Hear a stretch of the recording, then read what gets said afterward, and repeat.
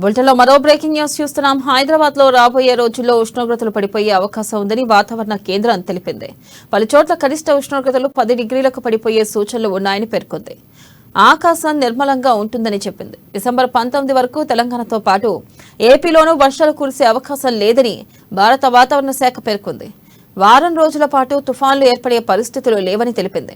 ఇటీవలే మెగ్జామ్ తుఫాన్ ప్రభావంతో తమిళనాడు, ఆంధ్రప్రదేశ్ రాష్ట్రాల్లో భారీగా వర్షాలు కురిసిన విషయం తెలిసిందే.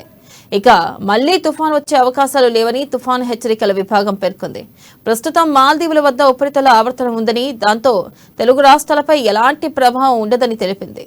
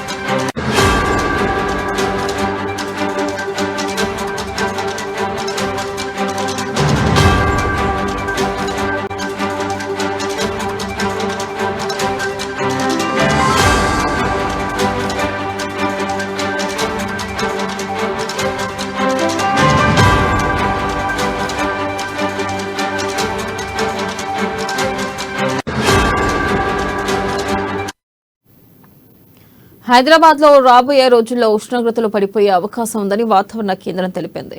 పలు చోట్ల కనిష్ట ఉష్ణోగ్రతలు 10 డిగ్రీలకు పడిపోయే సూచనలు ఉన్నాయని పేర్కొంది.